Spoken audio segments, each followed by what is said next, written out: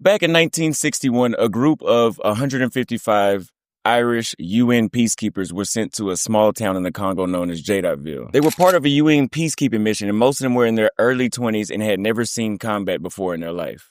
They were sent there to protect civilians, but what they didn't know was that they were walking into a trap, completely surrounded by 3,000 mercenaries and rebel forces backed by Western business interests, also known as private military companies from our previous video. No one warned them that they were outnumbered, outgunned, and completely cut off from support.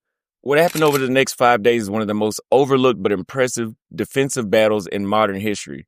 Today, I'll be telling you the story of the siege of Jadotville and what it reveals about Cold War politics, private military contractors, and when soldiers are sent to a war that no one wants to talk about. I'm Austin Holloman, and if you want to know more about untold stories like this, like the video and subscribe. Let's get into it. So the siege of Jadotville was a Cold War standoff that exposed the hidden battlefield of African independence, Western greed, and private warfare.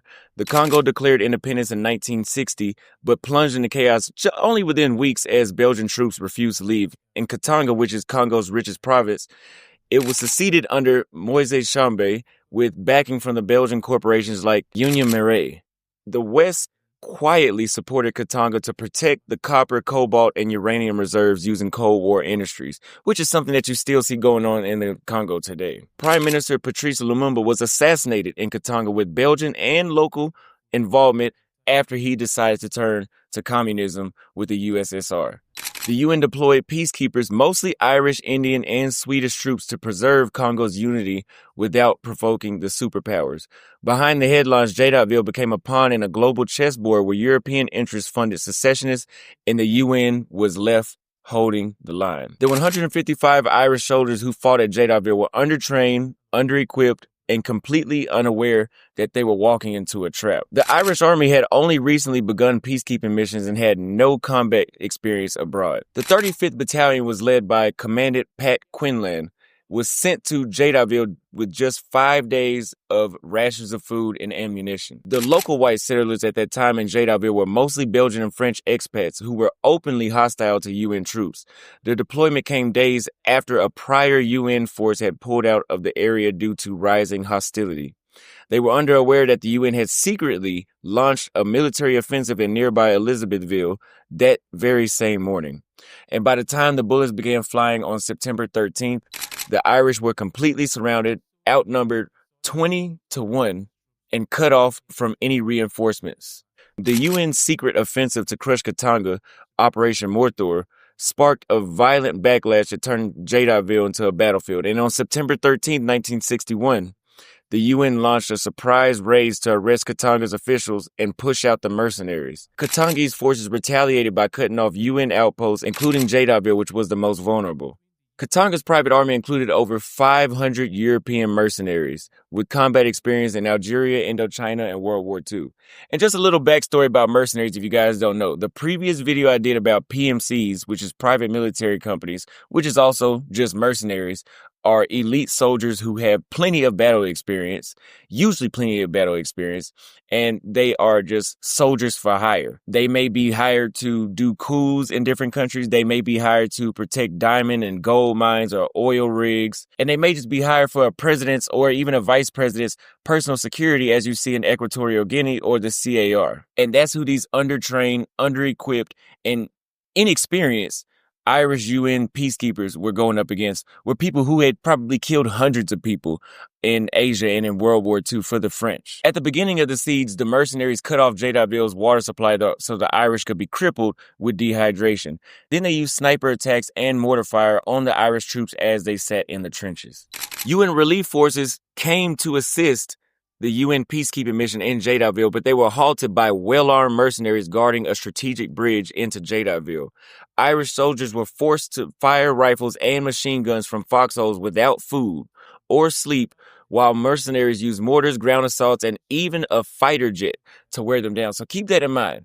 This is not a French or Belgian actual military. This is somebody that hired a mercenary company that even has a fighter jet.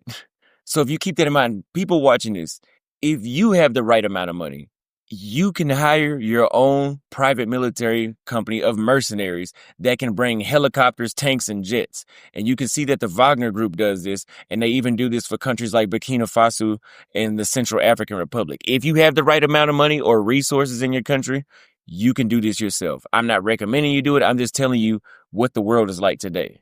The Irish weren't fighting rebels. They were fighting professional mercenaries funded by Europe and armed like a national army. Katanga's army was led by French, Belgian, and South African mercenaries, many that had already fought in conflicts like Algeria. The infamous French commander Roger Falcus coordinated attacks using Western battlefield tactics. Katangese had a French jet, the Fogermeister, flown by a mercenary pilot who bombed and strafed UN positions.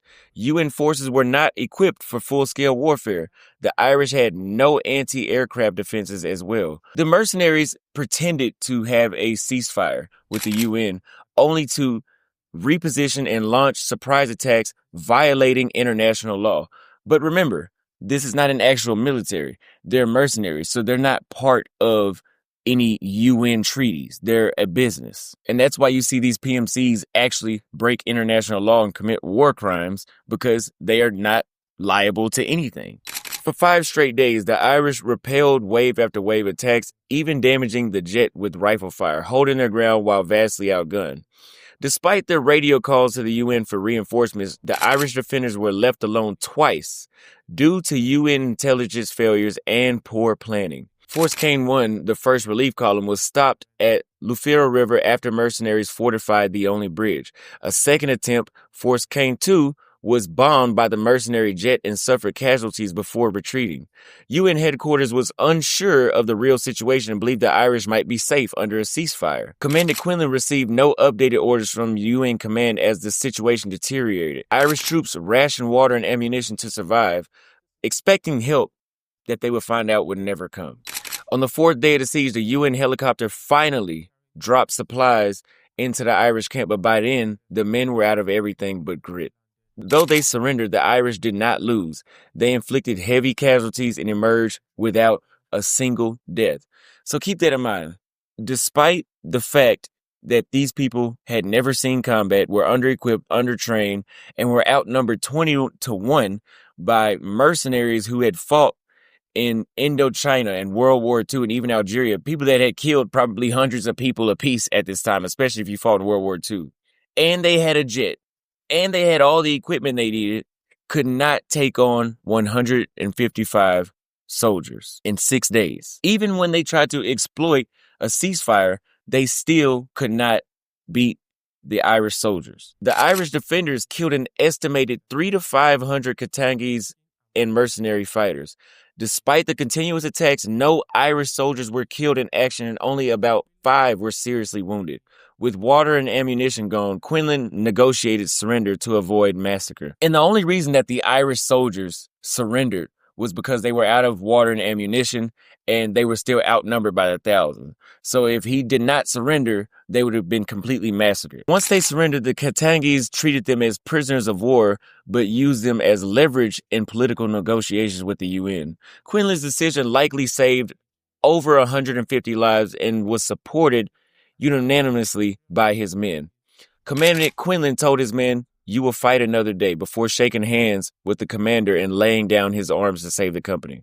Now, despite all this, despite the fact that thousands of well-trained mercenaries could not take on an untrained battalion, you would think that they would be heroes and that they were, this is like something that you would see out of Call of Duty, something unreal that would be only in a video game.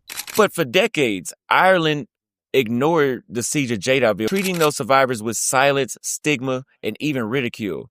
The Irish army were never awarded a single medal for this battle, despite the clear acts of heroism. Veterans were mockingly called the Jadotville Jacks by fellow soldiers, implying that they were cowards. Commander Quinlan was never promoted again and died without official recognition. So imagine that. There's soldiers that die on the first day. Yet these soldiers were able to hold off thousands of mercenaries for 6 days in a small town, and he never saw recognition. Several veterans later suffered from untreated PTSD and died by suicide. It wasn't until 2005 until the government formally declared their names and gave them praise for their heroism on those days. So literally, it took them 44 years to give these guys recognition for something that most battalions or companies will never be able to do in their lifetime and never see. In 2016, the Netflix film which inspired me to do this video, The Siege of Jadotville, finally told the world what happened, and the Irish government awarded the entire company a unit citation for their public honor in 55 years. Jadotville changed how the UN and the world approaches peacekeeping, warfare, and private armies. It exposed the need for real-time battlefield intelligence and peacekeeping missions, and the UN began integrating quick reaction forces and air support for future deployments, even though they did nothing during the Rwandan genocide. Keep that in mind. And the siege became a case study in military academies for defense tactics under the siege. Katanga's use of mercenaries influenced the later bans on foreign soldiers of fortune in Africa. But even though they did this, modern private military companies like the Wagner Group from Russia and Blackwater operate in similar gray zones, proving this fight never ended. Today, the UN troops still deployed to Congo, still walk the ground where 155 soldiers once held off the private armies of Europe, and finally, the world remembers now. So let's go back and look at this. After all that they went through, remember, they were under-equipped, outnumbered, and completely inexperienced, and they were able to hold off elite mercenaries in the thousands for 6 days. And then they surrendered when they ran out of ammunition. They fought until they couldn't fight anymore. They became bargaining chips while they were held in a hotel and then moved to a prison camp. The UN and Katanga reached a ceasefire deal to get them back, and they kept their release in this entire situation away from the public. So they didn't even have any airtime while all this happened after all they had been through. And guess who did get the credit? The mercenaries were the ones that were praised and recognized for what happened that day. Katanga's mercenaries were hailed by the European settler community. Belgian and French settlers in Katanga called them heroes for defending Katanga from a UN invasion. Foreign media romanticized these mercenaries. Some Western outlets like Time magazine described the mercenaries as colorful soldiers of fortune, painting them as anti-communist adventurers rather than hired guns destabilizing Africa. One article even quoted a mercenary calling the Irish soldiers not worth a damn. And now we know today that the Irish soldiers were worth a damn and that the mercenaries were not, because they couldn't even hold people that had never been into a fight before off. And this goes back to how greedy the West is, that they know that they were down there to take the Congo's resources, and they will just cover up this entire story and use the mercenaries, the PMCs, as anti-communists. That was their perception. Katanga even promoted the siege as a victory. Despite suffering hundreds of casualties, Katanga's leaders bragged about the UN troops surrendering in disgrace, using propaganda to strengthen their position in global diplomacy.